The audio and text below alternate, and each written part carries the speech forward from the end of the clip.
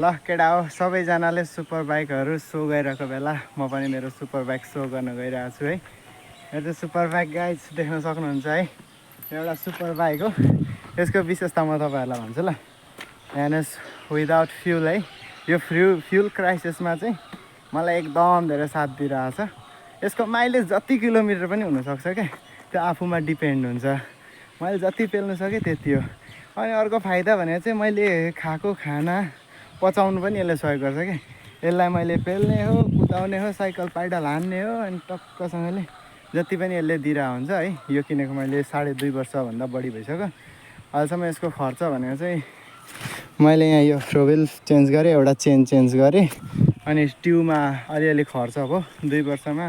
Normally पनि 2टा tube त फेरिनु पर्ने, तर मैले एउटा मात्रै ट्युब फेरेको छु, अगाडिको र पछाडिको एउटा एउटा गरेर। अनि त्यस्तै छ गाइज है, मेरो सुपर बाइक चाहिँ यही हो। अब आगामी दिनमा पछि फेरि पनि हुनसक्छ, अनि त्यतिखेर नि म तपाईँहरूलाई मेरो सुपर बाइक भनेर तपाईँहरूलाई म भिडियोमा देखाइहाल्छु नि है, किन टेन्सन गर्ने। आजभन्दा पहिले 2 वर्ष अगाडि यो पोल्ट्री फार्म साह्रो सुली गनायो भनेर मैले भिडियो नि बनाएको थिएँ, त्यो भ्लग पनि तपाईँले हेर्नु होला है।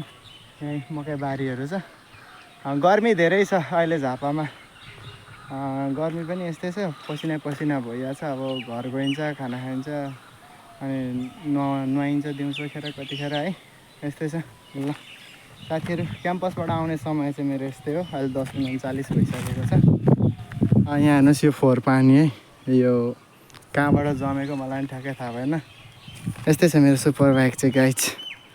ल तर यहाँ हेर्नु न, यो अलिक खिया लागेको छ क्या, यो ओल्ड भएर। मैले चाहिँ यहाँ टेप टालेर यसलाई मोडिफाई गरिदिएको थिएँ।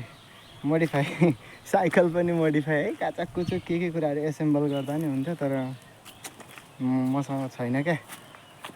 यसले डिपेन्ड गर्छ गाइज। ल सबैजनालाई धेरै धेरै धन्यवाद है। ल बाई बाई, अब घर जाने भोक लाग्यो। By by.